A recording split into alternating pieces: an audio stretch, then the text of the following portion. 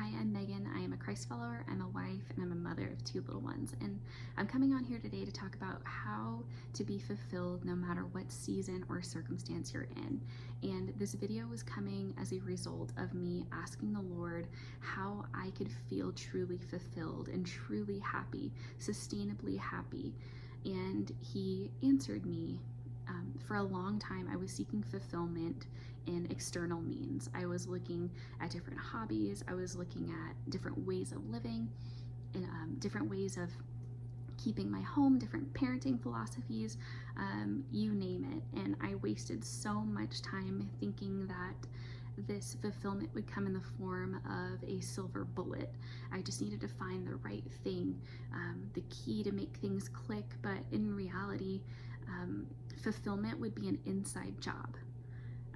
And it would primarily come through understanding. And this is what the Lord showed me, that to be fulfilled in our lives, no matter what it looks like, it first involves a true understanding of who God is, who our Creator is. Our lives are about Him. Our worlds are to revolve around Him, and if we are the center of our worlds, we won't be fulfilled. So it's about understanding who God is, understanding that He is the center. Next, it's about understanding who He created us to be biologically, on a really basic physical sense. What do we need as humans to thrive? I will be looking at my notes here. Excuse me. And next, who are we on a metaphysical level? This is about our identity. What did God put in your heart? What are your passions? What are your dreams? What are the things that light you up, that make you feel most like yourself? What are the things that make you really upset? What are the things that light a fire in your heart, that compel you to act? And lastly, this is a really important piece, it was for me, is understanding your context and responding appropriately. So this is the framework that God gave me as a basic roadmap for feeling fulfilled no matter what is happening. So first, let's dive into understanding who God is. This is paramount. Understanding who He is, what His characteristics are, what His priorities are, what His commands are, is primary. There's no way we can be fulfilled without this understanding. This is why God gave us His Word. The Bible says His Word is a lamp unto our feet. We need it to see. We need it to make the right decisions, to move in wisdom and clarity. His Word is our daily bread. Jesus is our daily bread. We need His Word every day. We are designed for this. The Bible says that Jesus has come that we would have life and have it abundantly. This is John 10:10. He knows what we need to live a full and abundant life.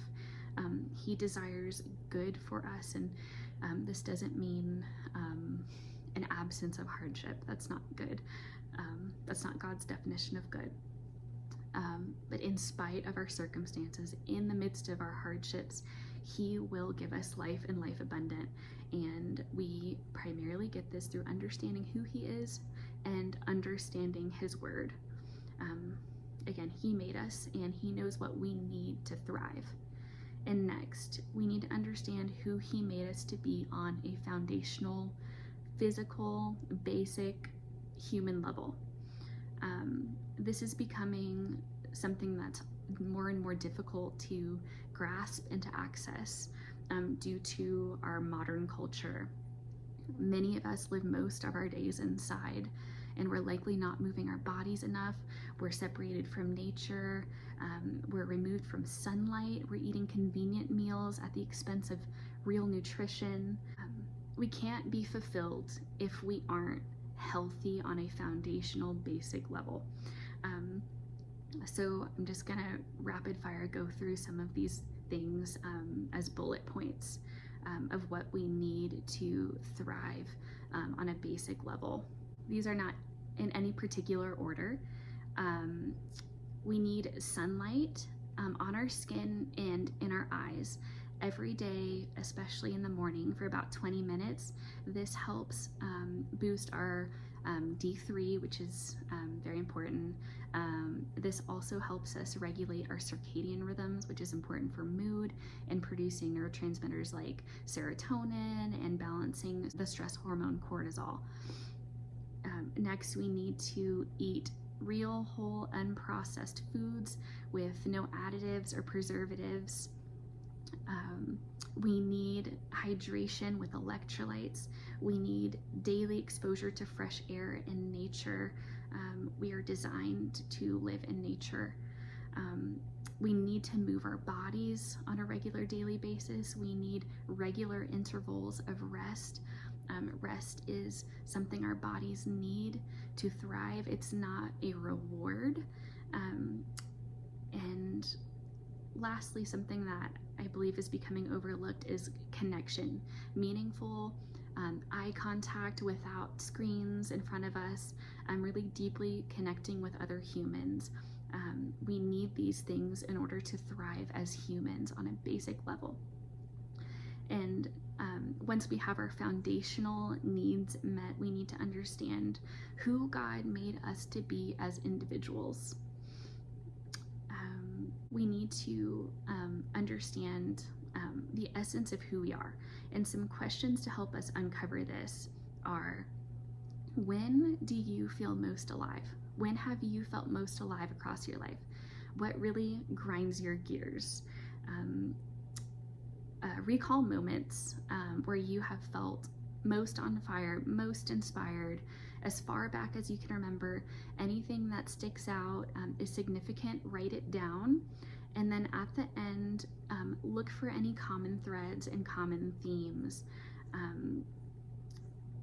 And it's important to look at this through an objective lens. We have aspirations for the kind of person we want to be. We have people we look up to. We have values that are really important to us.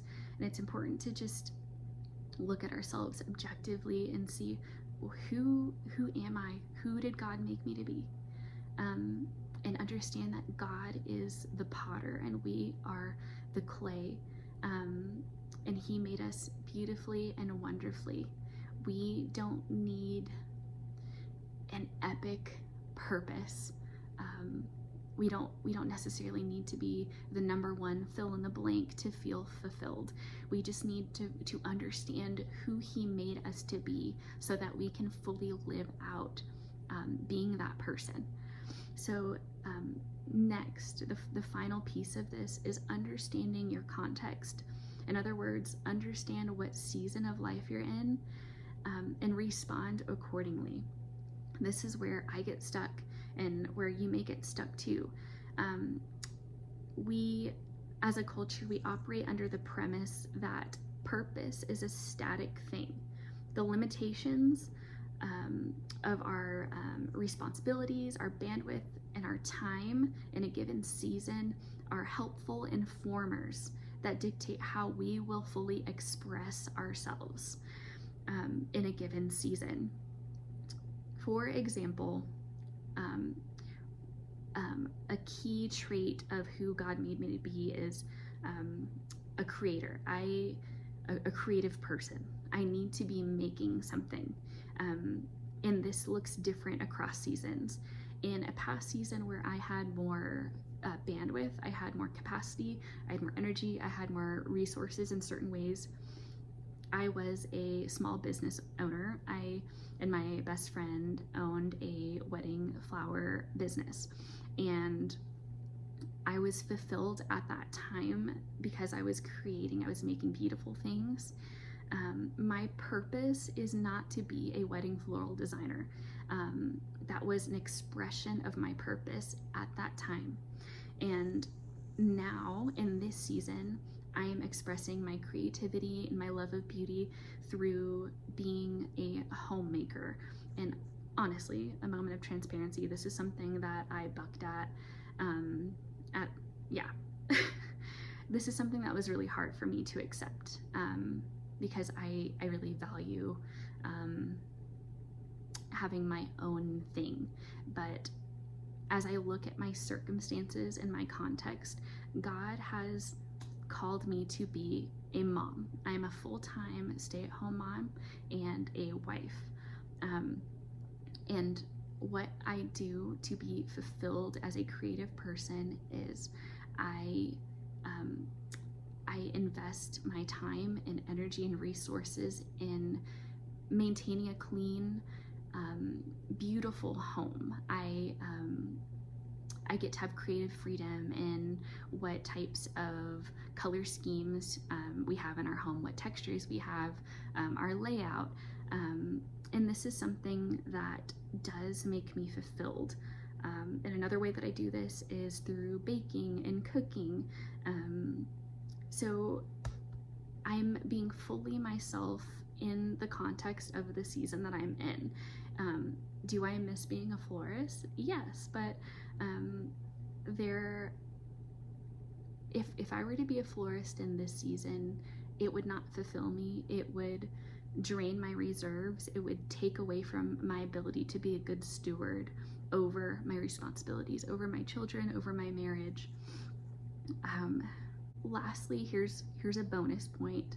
I think it's really important to understand this if we are to be fulfilled in any circumstance or season, and that is learning how to suffer well. We are not promised a life devoid of hardship. Some seasons are devastating. Some will have more hardship, and some will have less hardship. And having a right understanding of the role of suffering in our lives is key to being fulfilled. So let's go to the Bible and see what it says about hardship. In order to suffer well, we understand that Jesus has promised that we will have hardships, trials, and tribulations of any kind. And what our response is to suffering is that we should count it all joy because we become more like Christ. And this isn't to negate our suffering, our feelings. God cares about how we feel. He calls us to lament, to go to him and lament. A good place to see lament is the Psalms. That gives you a good framework for that. It's important to understand that God is the God of all comfort. He promises to never leave you nor forsake you. He will encourage you with his words, with his people. He won't give you circumstances to break you. He works all things out for the good of those who love him and are called according to his purpose. We are able to encourage others with the same comfort we receive from God through our hardships, and we can rejoice knowing that suffering has an end date and there will be justice for every injustice. And these are promises that I carry with me when I'm going through hardship that help me to suffer well, that help me to still feel fulfilled in whatever season I'm in. We can know that when we're suffering, we're not missing out on the full and abundant life. We can still have that in the midst of suffering. So I hope this encourages you to experience fulfillment in the here and now. We only have today. It is a gift, and we don't need to search for an outside thing or for another season to experience the full and abundant life that God has for us right now. Again, I pray this blesses you. I'll talk to you again soon.